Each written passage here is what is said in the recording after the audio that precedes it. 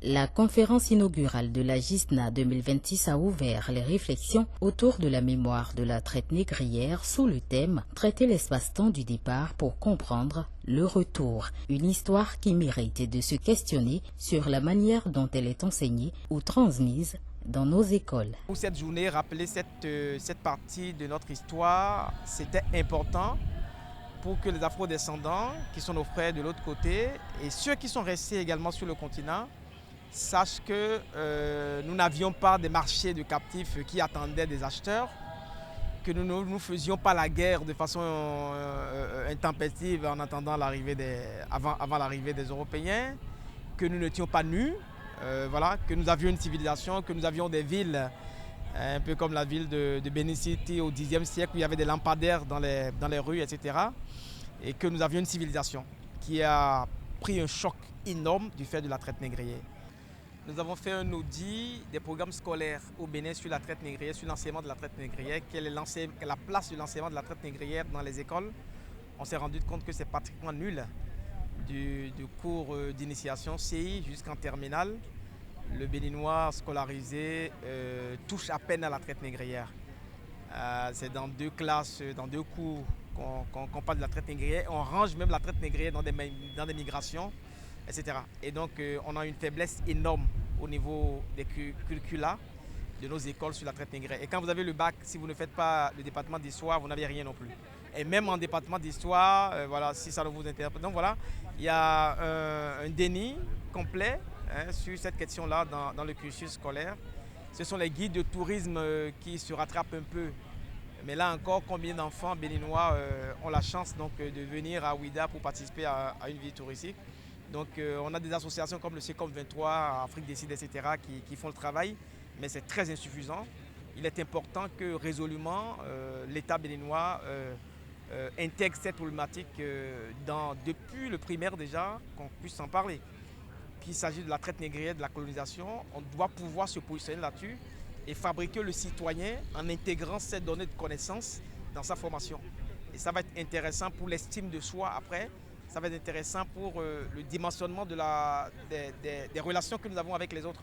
On ne doit pas baisser la tête devant un Européen, par exemple, si on est conscient que nos parents étaient dépositaires d'une civilisation violente et brillante. Célébrer cette journée reste importante pour les afrodescendants et les béninois parce qu'elle offre un espace où se croisent les cultures, mais aussi où se renouent les liens.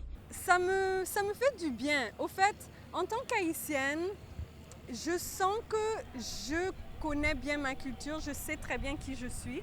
Donc pour moi, le retour au Bénin, de venir au Bénin, de visiter Bénin, c'était une manière de voir les liens entre Haïti, ou ma culture d'origine, et la région d'où beaucoup de personnes ont été mises en esclavage et ont été ensuite transportées dans les Amériques.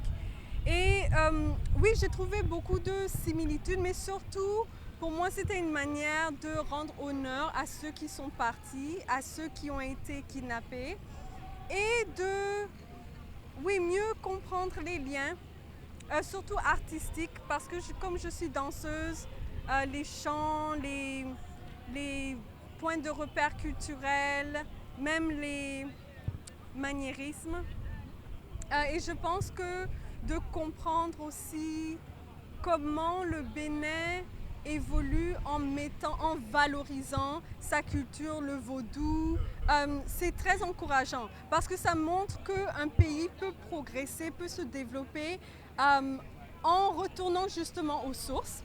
Et pour moi, c'est un très bon exemple pour des pays comme Haïti, c'est des très bons exemples pour n'importe quel pays dans le monde où justement lorsqu'on connaît nos sources, même si on n'est pas nécessairement vaudouci, mais lorsqu'on connaît ses sources, on comprend le contexte dans lequel on vit, on se connaît mieux et on peut mieux être en contact, en relation, en connexion avec les autres.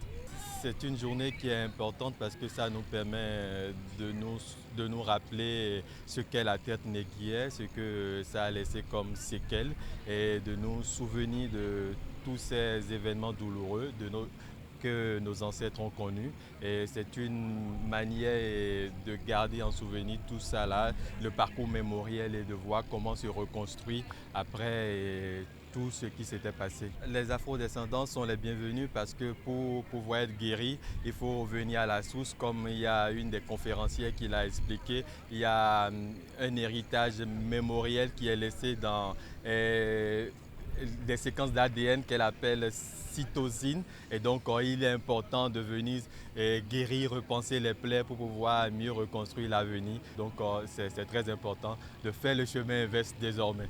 L'histoire de la traite négrière devra être réactualisée. Il s'agira donc de mettre à jour les données, les récits et les approches nécessaires afin de permettre aux nouvelles générations d'avoir une compréhension plus juste et plus complète de cette période.